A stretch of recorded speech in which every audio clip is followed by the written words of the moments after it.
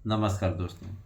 आजकल राजनीति में एक बात बहुत ही ज़्यादा चर्चा में है कि उत्तर प्रदेश का अगला मुख्यमंत्री कौन होगा। बीते कुछ दिनों में या यूँ कह लें कि इस वर्ष की शुरुआत में जनवरी महीने में 13 जनवरी के बाद में ऐसी घटना घटी है कि उसके बाद से पूरे समीकरण ध्वस्त हो गए हैं। कोर वोटर माना जाने वाला, भाजपा का कोर वोटर माना जाने वाला सामान्य वर्ग, जो कि भाजपा के साथ में एक मजबूत दुर्ग के रूप में काम कर रहा था, एक ऐसे मजबूत किले के रूप में था जो कि कभी भी मतलब कोई भी साथ छोड़ दे तो सामान्य वर्ग को साथ नहीं छोड़ता था। सामान्य वर्ग को नाराज कराने वाला एक ऐसा विधेयक, एक ऐसा कानून, एक ऐसा नियम ले करके शिक्षा मंत्री धर्मेंद्र प्रधान आए, जिन्होंने भाजपा के पूरे समीकरण को ध्वस्त करने का कार्य किया है। इसको चुनाव के पहले योगी को कमज़ोर करने और है ना, योगी को किनारे लगाने की साजिश के तौर पे भी देखा जा रहा है।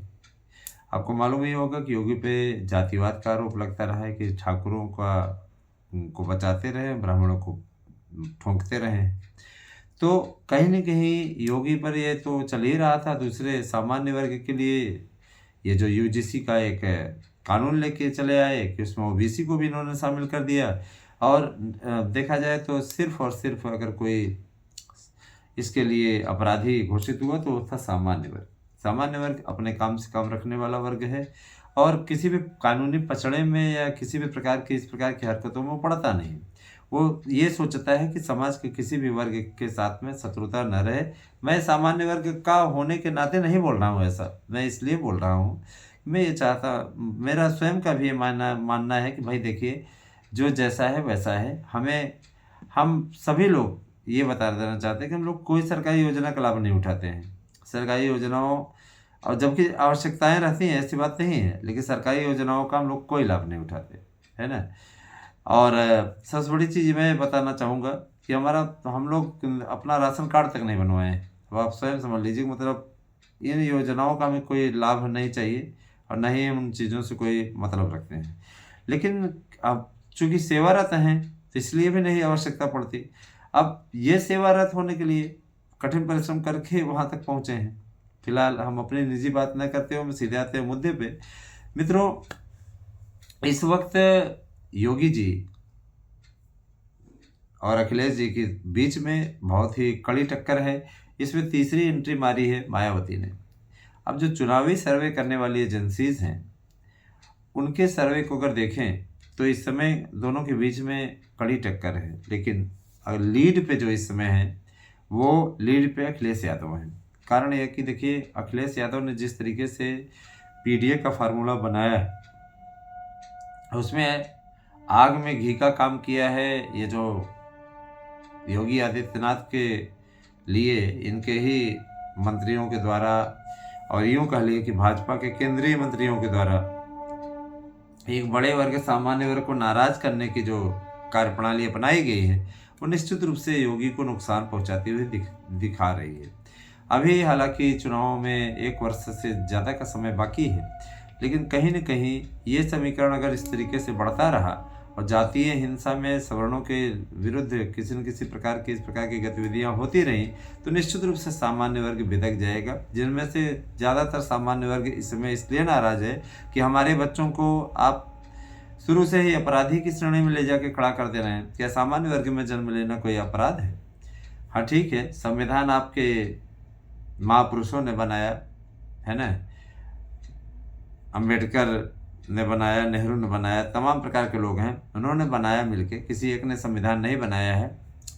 लेकिन इसका मतलब ये नहीं कि उसी संविधान में तो सबने ये भी लिखा है ना कि समानता का अधिकार भी है, सभी एक समान होंगे। रही बात ये कि आरक्षण की व्यवस्था, अगर आप इतने सम्मान वाले होते हैं कि अम्बेडकर का आप सम्मान कर रहे हैं, तो उन्होंने तो सिर्फ 10 साल के लिए आरक्षण व्यवस्था रखी थी। फिर आरक्षण आपको समाप्त कर लेना चाहिए था। आप आरक्षण का मज़े ले रहे हो संशोधन करा करा के, तो जाहिर सी बात है कि आप फिर उनके दिखाए गए रास्ते पर आप नहीं चल रहे हो, है ना? देखा जाएगा सम्मान की बात, सम्मान की परिभाषा आप अपने से गढ़ें, है ना? तो और उसका चले कुछ और। फिलहाल ये मैं ज़रूर बताना चाहूँगा कि इस समय जो समीकरण बन रहे हैं वो भाजपा के लिए शुभ संकेत नहीं है। तो भारतीय जनता पार्टी इस समय जो सर्वे आ रहा है उस सर्वे के अनुसार भारतीय जनता पार्टी दूसरे नंबर की पार्टी से भी खिसक के तीसरे नंबर पे आ सकती है। इस समय समीकरण बहुत ही ध्वस्त हैं। 115 सीटों पर सामान्य वर्ग का बहुत ही जीत हार का तय करते फैसला किसी के साथ भी मिल करके वो वोट दे दें तो उसकी जीत हार सुनिश्चित हो जाती है। और याद रखिएगा कि सामान्य वर्ग अकेले नहीं जुड़ता है। सामान्य वर्ग जो जुड़ता है तो अपने साथ में दूसरे को भी लेकर के जाता है ना। हमारे गांव में, हमारे क्षेत्र में बहुत से ऐसे लोग हैं जहाँ कहते हैं पंडित जी आप जहाँ देंगे वोट हम वहीं पर दे देंगे, समझ लीजिए, वो अनुकरण करते हैं। तो कहने का मतलब है कि उनको ये लगता है कि यार पढ़ा लिखा वर्ग है, अच्छा वर्ग है, अच्छे लोग हैं, इनके ये जहाँ देंगे वोट इसका मतलब वो अच्छा आदमी है, इनको समझ ज़्यादा है। तो ये चीज़ें देखने को मिलती हैं अमूमन। तो सामान्य वर्ग के साथ में अगर देखिए मायावती के लिए भी अच्छी स्थिति है। मायावती, मैं तो ये नहीं कहता कि अभी सत्ता में आ जाएंगी, लेकिन ये उत्तर प्रदेश है भैया, यहाँ पे कुछ भी संभव है। 47 सीट से उठ करके तो भाजपा 319 सीटों तक पहुंची थी, तो ये बड़ी बात है। हालांकि देखिए योगी आदित्यनाथ के काम में कोई बुराई नहीं है, जनता आज भी लोकप्रिय मुख्यमंत्री के रूप में उनको याद करती है, लेकिन कहीं न कहीं ये जो ताना बाना गड़बड़ाया जा रहा है वो समाजवादी पार्टी के लिए संजीवनी बन करके आया है। लोकसभा चुनावों में समाजवादी पार्टी के द्वारा जीत हासिल करने के बाद ये पीडीए का फार्मूला और तेजी से चला है। अयोध्या में जीत से अखिलेश यादव बहुत प्रफुल्लित नजर आ रहे हैं। अब देखने वाली बात ये होगी कि आने वाले समय में किसको कितनी सीटें मिलती हैं। अभी देखिए हमारे सर्वे एजेंसी की सीटों का आंकड़ा आने वाला है, तो मैं आप लोगों के बीच में ये सीटों की संख्या भी जरूर रखूँगा। और देखिए आंकड़ा आ भी गया, ध्यान दीजिएगा कि इस समय अगर चुनाव होते हैं वर्तमान समय में, समाजवादी पार्टी को 210 सीटें मिल सकती हैं, ठीक है, 210 सीटें समाजवादी पार्टी को मिल सकती हैं, ठीक है। और 90 सीटें जीत करके बहुजन समाज पार्टी दूसरे नंबर पर रहेगी, है ना। और भारतीय जनता पार्टी को भी 90 सीटें मिल सकती हैं, है ना। और कांग्रेस, ठीक है, कांग्रेस को 10 सीटें और अदर को मिला करके 1-2 सीट जो बचती है वो मिल सकती है। कहने का मतलब ये कि भाजपा की स्थिति जो है बसपा के बराबर पहुंचने की स्थिति बन गई। बसपा और भाजपा बराबर बराबर रहेंगे। अब देखने वाली बात यह होगी, है ना, कि दोनों मिला करके जो समीकरण है 180 तक पहुंचते हैं। अब रही बात यह कि अगर देखिए आने वाले समय में समीकरण थोड़े से नहीं बदले तो निश्चित रूप से भारतीय जनता पार्टी के लिए काफ़ी मुश्किल होने वाला है चुनाव, चूँकि 10 साल का एंटी इनकम्बेंसी फैक्टर है और फिर समस्या इनके लिए हो जाएगी। इस बात का ज़रूर आप लोग ध्यान दें। चैनल को आप लोग सब्सक्राइब करें, हमारे नए यूट्यूब चैनलों को। 2 यूट्यूब चैनल मेरे नए हैं, इन्हीं पर वीडियो चल रहा है, जिन पे समीक्षा न्यूज है और आपका प्रखर न्यूज है। तो मैं आपको ये बताना चाहूँगा, जहाँ समीक्षा न्यूज में मैं समीक्षा करा करूँगा, प्रखर न्यूज में आपको दोनों यूट्यूब चैनलों पे मैं अपडेट दूंगा। तो आप इससे जुड़ें, आप लोगों को राजनीतिक खबरें नियमित रूप से मिलती रहेंगी।